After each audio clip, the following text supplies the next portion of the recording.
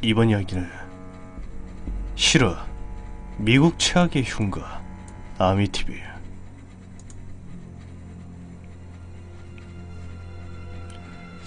1974년 11월 3일 새벽 3시경 미국 뉴욕시 외곽의 작은 동네 아미티빌에서는 일가족 6명이 숨지는 끔찍한 살인사건이 발생한다.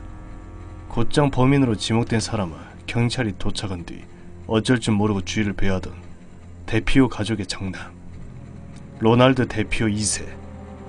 로날드는 곧장 경찰서에 연행되었고 재판에 회부된 그를 6개의 독립적인 종신형을 받고 평생을 감옥에서 살게 된다. 영화 아미티빌의 주인공인 르줄 가족이 이 집에 들어오게 된 것은 1975년 경매에 붙여진 집을 르줄 가족이 가장 조지가 싼 값에 매입을 하면서부터였다.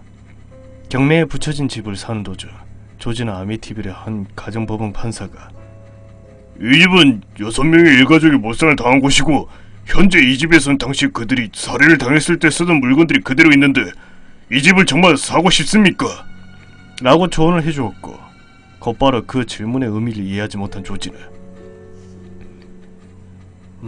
비싼 물건들이 있으면 제가 아미티빌 시에 기증을 하겠습니다 라는 엉뚱한 대답을 하였지만 그는 곧 판사가 경고하려고 했던 것이 무엇이었는지를 28일 동안 뼈저리게 느끼게 된다.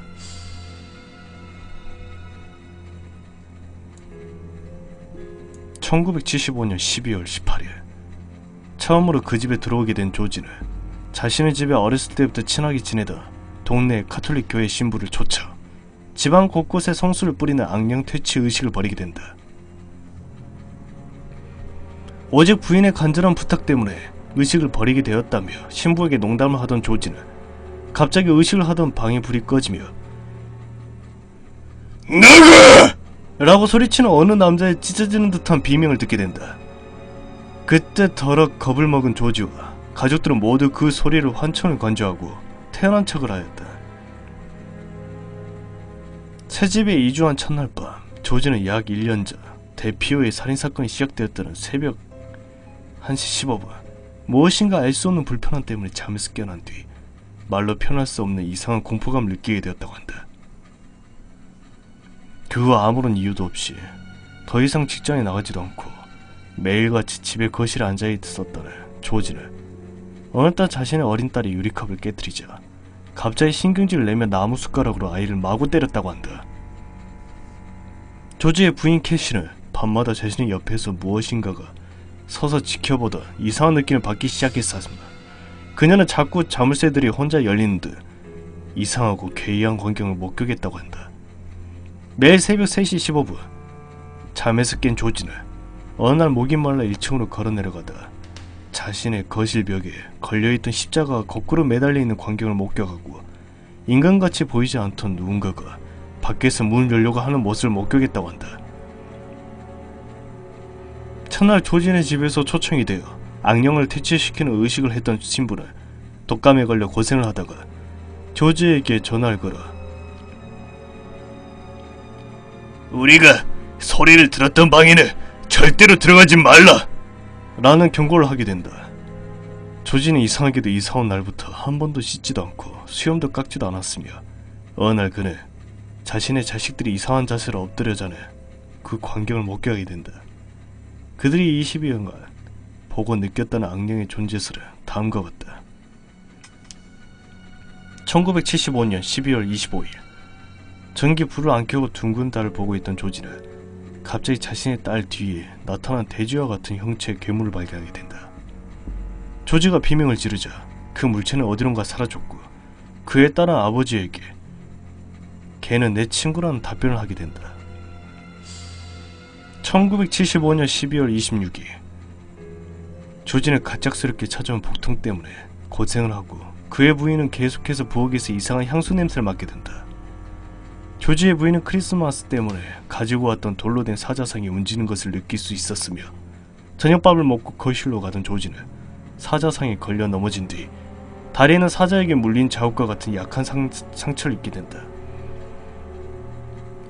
1976년 1월 1일 새벽 1시가 다 되어 잠자리에 들었던 조지의 딸은 갑자기 자신의 방 창문 밖에 빨간 눈알 2개가 자신을 노려보고 있다는 것을 목격한다. 옆에서 자던 조지는 부인의 비명을 듣고 창문을 연 뒤 창문 밖에 찍혀있던 이상한 형상의 발자국들을 발견한다.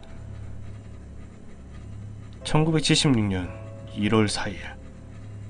그때부터 조지는 새벽마다 1층에서 들려오던 이상한 북소리와 군인들이 걷는 소리를 듣고 직접 확인을 하러 위층을 내려가지만 아무것도 찾지 못한다.